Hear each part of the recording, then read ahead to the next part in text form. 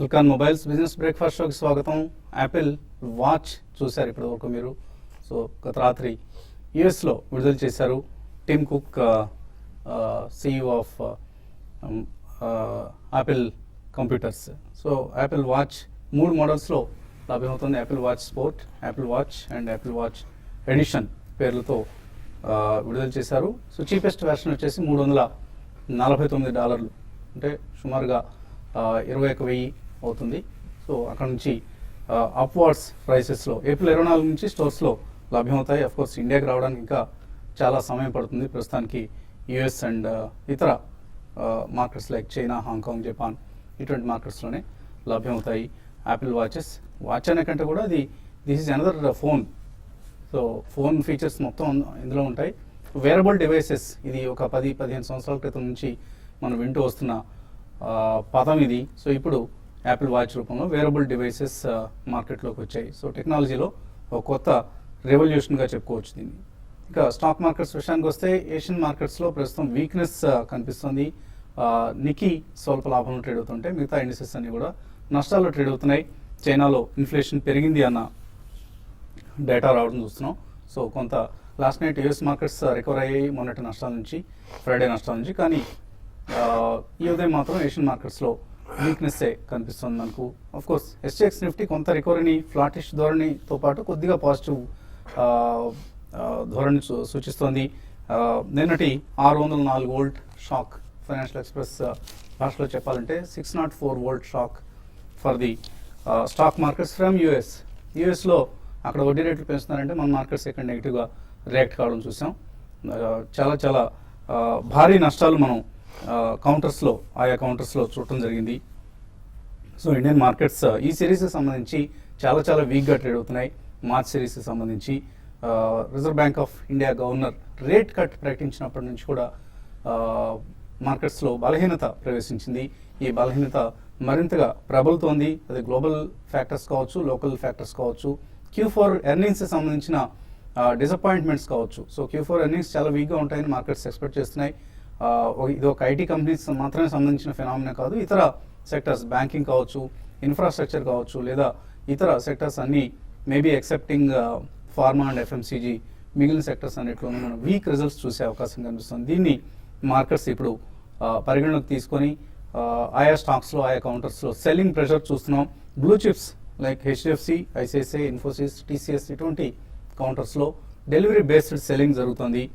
And pharma or even Hindustan Unilever, United Spirits ఇటువంటి కౌంటర్స్లో మాత్రం కొంత మనం డెలివరీ బేస్డ్ బయింగ్ చూస్తున్నాం. ఎఫ్ఐఐ బయింగ్ కొనసాగుతుంది. ఎఫ్ఐఐ బయింగ్ కొనసాగినంత మాత్రాన నేను కూడా మార్కెట్స్ ఇంత బలహీనంగా ఉన్న సమయంలో కూడా 838 crores వర్త్ స్టాక్స్ను ఎఫ్ఐఎస్ క్యాష్ మార్కెట్స్లో కొనడం చూసాం. ఇంత మాత్రాన మార్కెట్ ర్యాలీ అవుతుందని మనం ఊహించలేం. ఎఫ్ఐఐ బయింగ్ కొంత సెల్లింగ్ ప్రెషర్కు కొంత అడ్డుకట్ట వేయడానికి మాత్రం ఉపయోగపడుతుంది. అదర్వైజ్ షార్ట్ టర్మ్ వీక్నెస్ మన మార్కెట్స్లో పాదుకుపోవడం చూస్తున్నాం. సో పవర్, మెటల్, టెలికాం ఈ స్టాక్స్కి మాత్రం దూరంగా ఉండండి ప్రస్తుతానికి. ఎందుకంటే మనం ఆక్షన్స్ జరుగుతున్న తీరు చూస్తుంటే టెలికాం కంపెనీస్ స్పెక్ట్రమ్ కోసం భారీ మొత్తాన్ని గవర్నమెంట్కి సమర్పించుకుంటున్నాయి. అలాగే మెటల్ కంపెనీస్ కావచ్చు, పవర్ కంపెనీస్ కావచ్చు, కోల్ ఆక్షన్స్లో చాలా అగ్రెసివ్గా బిడ్డింగ్ చేసుకుంటూ అన్ఫీజిబుల్ అంటే అన్వయబుల్ రేట్స్ దగ్గర కూడా కోట్ చేస్తూ కోల్ బ్లాక్స్ని దక్కించుకుంటున్నాయి.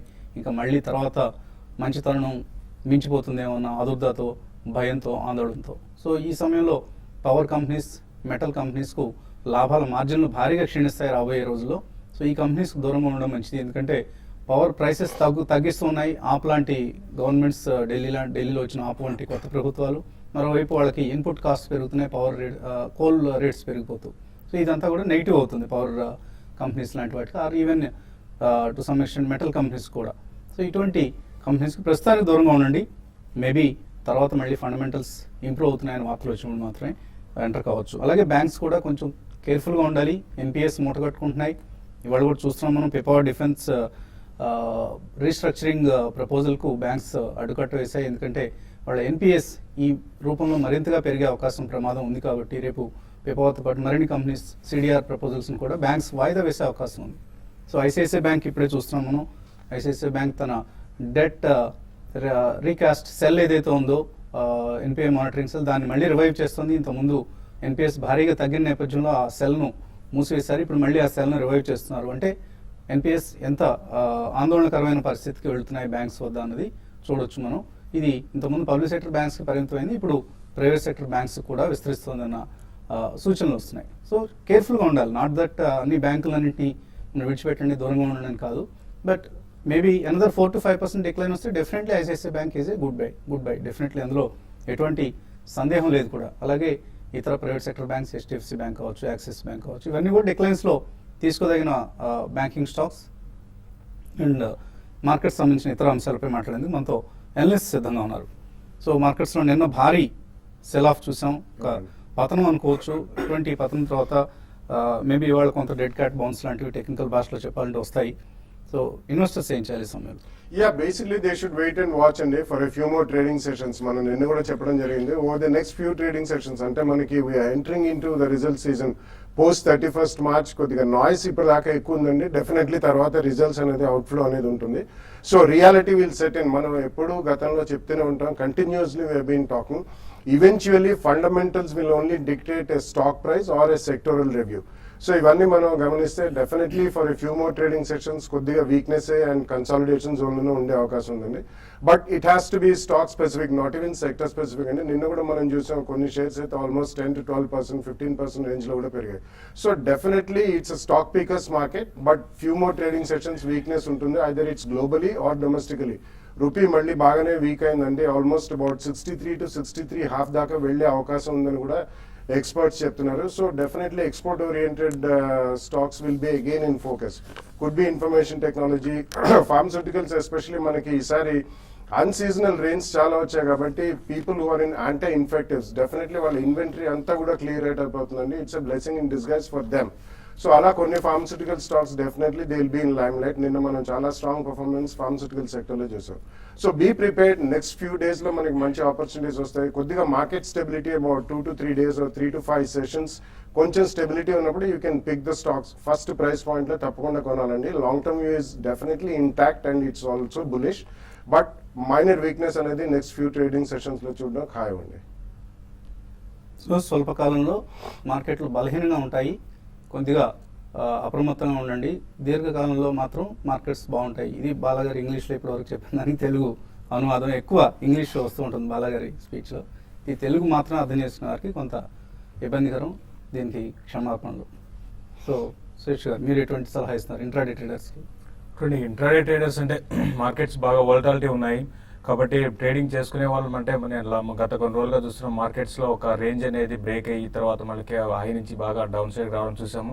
అయితే కరెంట్ అవర్స్లో మార్కెట్ కొంచెం వీక్గా ఉన్నా కూడా కొన్ని స్టాక్స్ సర్ప్రైజింగ్గా షార్ట్ కవరింగ్ వచ్చి పెరగడానికి అవకాశం ఉంటుంది. కాబట్టి సెలెక్టెడ్ స్టాక్స్లోనే బై చేయమని చెప్తాను. సో బ్యాంకింగ్ స్టాక్స్ అనేవి కూడా చూస్తే నేను రూపీ అనేది వీక్ అవడం, చాలా హెవీ సెల్లింగ్ అనే బ్యాంక్ నిఫ్టీలో దగ్గర 600 పాయింట్ దగ్గర కరెక్షన్ వచ్చింది. అయితే అరౌండ్ 19,200 ఆ లెవెల్ దగ్గర బ్యాంక్ నిఫ్టీ గతంలో కూడా చెప్పాం కొంచెం సపోర్ట్ ఉంటుంది. బట్ అది కూడా బ్రేక్ అయితే మాత్రం మళ్ళీ 18,800 దాకా రావచ్చు. కాబట్టి ఇంటర్డేలో ఏమాత్రం బ్యాంక్ నిఫ్టీలో ఒక చిన్నపాటి బౌన్స్ బ్యాక్ వచ్చినా కూడా సెల్ చేసుకోవచ్చు. పెద్దగా పెరగడం అనేది కనపట్టలేదు, ఎందుకంటే నిన్న చాలా రోజులుగా స్ట్రాంగ్ ఉన్న బ్యాంకింగ్ కౌంటర్స్ యాక్సిస్ కానీ ఎస్ బ్యాంక్ కానీ ఇవన్నీ కూడా బాగా వీక్ అయ్యాయి. కాబట్టి బ్యాంక్ నిఫ్టీ ఇంకా ఫర్దర్గా వీక్ కావచ్చు. మరీ ముఖ్యంగా ప్రైవేట్ బ్యాంక్స్ చాలా వీక్గా ఉన్నాయి. ఇన్ని రోజులు స్ట్రాంగ్ ఉన్న ప్రైవేట్ బ్యాంక్స్లో నేను సెల్లింగ్ చూసాము. అట్ ద సేమ్ టైం కొన్ని బ్యాంక్స్ లైక్ ఎస్బీఐ ఒకటి నిన్న లో నుంచి కొంత రికవరీ వచ్చింది, కొంచెం స్ట్రాంగ్ ఉంది. కాబట్టి ఎస్బీఐని లోయర్ లెవెల్ అరౌండ్ 285 దగ్గరకు వచ్చినప్పుడు బై చేసుకోవచ్చు. ఈ విధంగా స్టాక్ స్పెసిఫిక్ ఉంటుంది. తర్వాత ఐబీ రియల్ ఎస్టేట్ ఒకటి కంటిన్యూస్గా డౌన్ ట్రెండ్ ఉంది. ఇది ఈ లెవెల్లో అరౌండ్ 72 దగ్గర కొంచెం స్ట్రాంగ్ సపోర్ట్ రావచ్చు. తర్వాత డిష్ టీవీ కూడా కొంత ఈ లెవెల్లో కొంచెం సపోర్ట్ వచ్చి పెరగడానికి అవకాశం ఉంటుంది. అయితే కమాడిటీ స్టాక్స్ మాత్రం కంటిన్యూగా వీక్గా ఉన్నాయి. బట్ వాటిలో కూడా లోయర్ లెవెల్స్ నుంచి ఇంట్రాడే కోసం పిక్ చేసుకోమంటాను. ఓవరాల్ ట్రెండ్ పరంగా చెప్పాలంటే నిఫ్టీ పరంగా కరెంట్ లెవెల్స్ నుంచి కొంత వీక్ అయ్యి అరౌండ్ 8,600 ఆ లెవెల్ దాకా నెక్స్ట్ వచ్చే కొద్ది రోజుల్లో రావచ్చు. బట్ మేజర్గా ప్యానిక్ కావాల్సిన అవసరం లేదు, ఎందుకంటే మార్కెట్లో ఒక రేంజ్లో ఉంటాయి. మళ్ళీ నెక్స్ట్ మనకి రిజల్ట్ సీజన్ ఉంది కాబట్టి ఇక్కడ నుంచి ఒక 100 నుంచి 150 పాయింట్స్ దాకా నిఫ్టీ కరెక్షన్ రావచ్చు. బ్యాంక్ నిఫ్టీలో ఒక 400 నుంచి 500 దాకా కరెక్షన్ రావచ్చు. అక్కడ నుంచి మళ్ళీ లాంగ్ టర్మ్ కోసం ఈవెన్ షార్ట్ టర్మ్ కోసం కూడా లాంగ్ పొజిషన్ తీసుకోమని చెప్తానండి. సో మ్యూచువల్ ఫండ్స్ బాగా కలెక్ట్ చేసే కొన్ని స్కీమ్లు ఈ మధ్య డబ్బులు బాగా వసూలు చేయడం చూసాం. కొత్త ఎన్ఎఫ్ఓస్ కూడా బాగా సబ్స్క్రిప్షన్స్ వస్తూ ఉండడం చూస్తున్నాం. సో ఏమవుతుంది ఈ కరెక్షన్స్ పరిస్థితుల్లో మ్యూచువల్ ఫండ్ వ్యాపారం ఎలా ఉంది? మ్యూచువల్ ఫండ్స్ వ్యాపారం ఇన్ఫ్లోస్ చూసుకుంటే మాత్రం బాగానే ఉందండి. I think in month to date మార్చ్లో కూడా I think you got almost 1200 crores inflows into equity funds. So inflows మాత్రం చాలా బాగున్నాయి. సో ఇటువంటి కరెక్షన్స్ వస్తున్నప్పుడు కొద్దిగా ఇన్వెస్టర్స్ పానిక్ అవుతూ ఉంటారు. పానిక్ అవుతున్నారు. మ్యూచువల్ ఫండ్స్ అనేది ఇది ఒక ఆపర్చునిటీ అండి. I think we should look at, ఎందుకంటే ఫండ్ హౌసెస్ కూడా ఇప్పుడు అన్ని కూడా 2 years 3 years closed end schemes launch చేస్తున్నారు. ఎందుకంటే this gives a fund manager ఒక ఆపర్చునిటీ.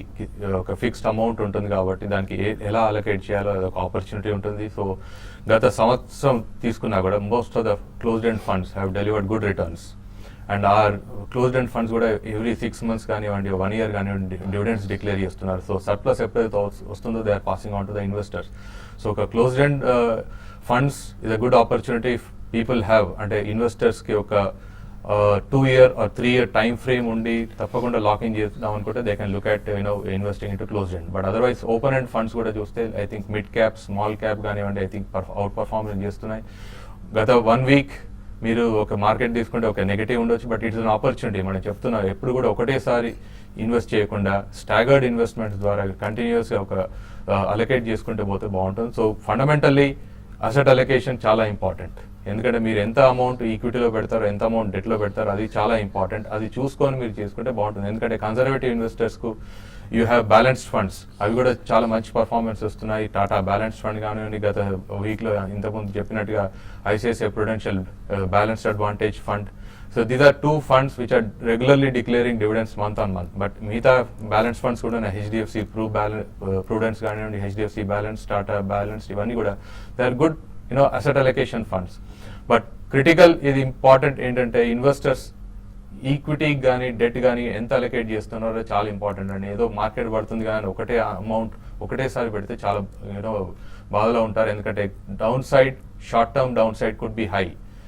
సో బట్ అదర్వైజ్ బాలాగారు చెప్పినట్టుగా మీరు అన్నట్టుగా ఇంతకుముందు లాంగ్ టర్మ్ 3 years కానీ 2 years కానీ చూసుకుంటే I think you will have good money. But don't expect 2014 returns. You should expect, I think, realistic returns 18 to 20%. I think is next 1 year you can look at.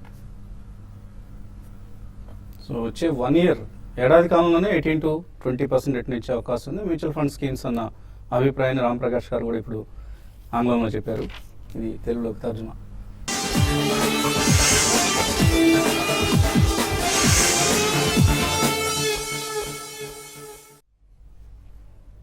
సిల్కాన్ mobiles సమర్పిస్తున్న business breakfast షోకి తిరిగి స్వాగతం.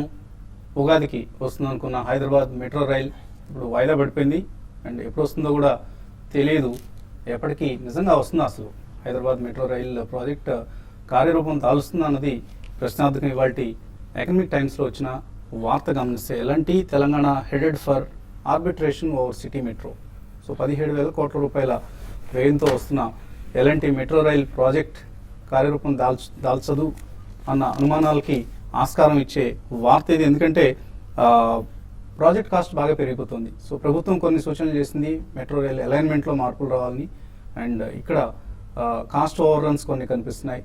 So వీటన్నింటి నేపథ్యంలో ప్రాజెక్టుకి సంబంధించి arbitration అంటే మళ్ళీ మధ్యవర్తి దగ్గరికి వెళ్ళి మాకు ప్రాజెక్టుకి అయ్యే వ్యయంలో ప్రభుత్వం కాంపెన్సేట్ చేయాలి అంటూ ఎలాంటి మొరబెట్టుకోవడం అనమాట. సో ఆ పరిస్థితికి వెళ్తోంది.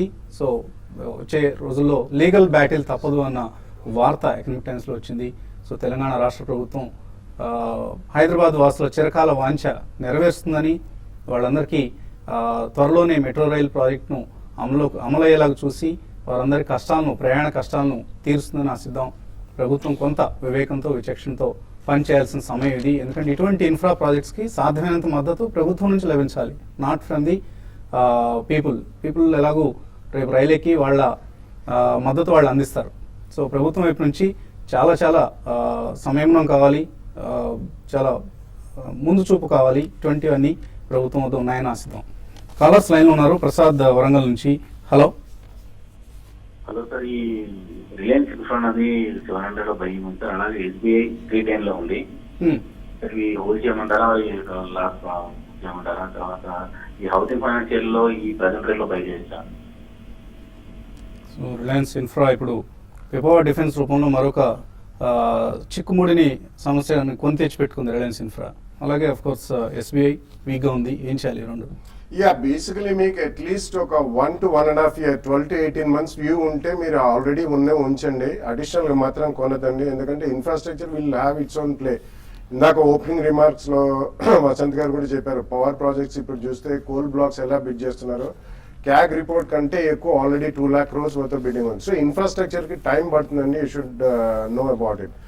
ఎస్బీఐ మాత్రం వాళ్ళు క్యూఏపీ రేస్ చేస్తున్నారు, దాని తర్వాత ఒక స్పర్ట్ వస్తే I think you should book profits అండి. ఇవన్నీ జస్ట్ కొనేసి మర్చిపోయిన లాంగ్ టర్మ్ ఇన్వెస్ట్మెంట్స్, కొంచెం ట్రేడ్ చేసుకోండి, డెఫినెట్లీ యావరేజ్ కాస్ట్ తగ్గించుకోండి.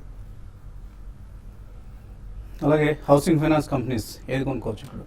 I think Canfin Homes, GHC housing, Dewan housing ఇవన్నీ రీజనబుల్ గా కరెక్ట్ అయినాయండి. ఆల్మోస్ట్ అబౌట్ 10 to 15% కరెక్షన్ మనం చూసాం. సో ఫస్ట్ ప్రైస్ పాయింట్ లో నెక్స్ట్ ఫ్యూ ట్రేడింగ్ సెషన్స్ లో కొంచెం మార్కెట్ లో ఇంకొద్దిగా వీక్నెస్ కనిపించే అవకాశం ఉంది, కాబట్టి just wait for a week or 10 days.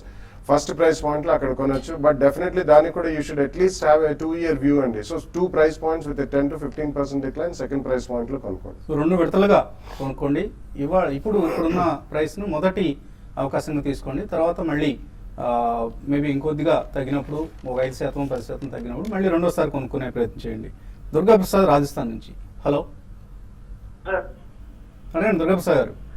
Spark ఇప్పుడున్న రేట్ లో బై చేయొచ్చా లేదా సార్, ఒకసారి చెప్పండి. బాగా పెరిగింది స్పార్క్. లాస్ట్ 2 సెషన్స్ లోనే మనం ఆల్మోస్ట్ 25% పెరగడం చూస్తున్నాం. లాస్ట్ 1 month లో ఆల్మోస్ట్ 150% పెరిగిందండి. సో రిస్క్ కొద్దిగా చాలా ఎక్కువ ఉందండి. ఇప్పుడు వాళ్ళకు ఒక మాలిక్యూల్ అనేది యుఎస్ఏ నుంచి అప్రూవల్ వచ్చింది కాబట్టి అది హై ప్రాఫిటబిలిటీ జోన్ కంపెనీ, కానీ రిస్క్ ఎక్కువ ఉంది. మర్జర్ లేకపోయినా వాళ్ళ మాలిక్యూల్ ఇంకొకటి వస్తుందని చాలా స్ట్రాంగ్ వాదన ఉందండి, అది వస్తే మాత్రం పెరుగుతుంది. సో డెఫినెట్లీ మీరు కొనాలనుకుంటే రిస్క్ కి మీరు you should be prepared. About 10-15% ఏ రోజైనా పడొచ్చండి. సో ఆ రిస్క్ మీరు తీసుకోదలుచుకుంటే డెఫినెట్లీ ఫస్ట్ ప్రైస్ పాయింట్ లో కొని 15 to 20% సెకండ్ ప్రైస్ పాయింట్ లో కొనడానికి రెడీ అవ్వండి. But it's again purely research company అండి, కాబట్టి అది మీరు గమనించాలి కొనే ముందు. అలాగే ఈమెయిల్ సందేహాలు కూడా చాలా అందాయి మనకు. ముఖర్జీ చుక్కపల్లి అడుగుతున్నారు, ఈ క్వాంటమ్ ఈక్విటీ లాంగ్ టర్మ్ ఫండ్లో 2,000 రూపాయల చొప్పున నెల ఇన్వెస్ట్ చేస్తున్నారు. 6 నెలలుగా పెర్ఫార్మెన్స్ బాగలేదు, పనితీరు ఈ ఫండ్కి సంబంధించిన పెర్ఫార్మెన్స్. కానీ చాలామంది మాత్రం ఇందులో ఇన్వెస్ట్ చేయమని సలహా ఇస్తున్నారట, ఏం చేయాలి? ఒకటండి, it is a unique fund. ఇది డైరెక్ట్ ఇన్వెస్టర్స్కి డైరెక్ట్ ఇన్వెస్ట్ చేసే అవకాశం ఇస్తుంది, బట్ సైజ్ వైజ్ చూస్తే మాత్రం చాలా తక్కువ size. It's around 50-60 crores. I think probably it will come down. మీరు అన్నట్టుగా 6 months కాకుండా ఒక 2-3 years టైం ఫ్రేమ్ ఉంటే బాగుంటుంది. But otherwise it's a good fund, well managed fund. You have to have patience for it. Otherwise patience లేకుంటే you can good look at. ఇక్కడ నుంచి విరమించుకోమంటారా? SIP ద్వారా చేస్తున్నారు కాబట్టి విరమించుకోవడం మంచిది కాదు, కంటిన్యూ చేయండి, బాగుంటుంది. Motilal Oswal most focused multi cap 35 fund, BNP Paribas mid cap fund.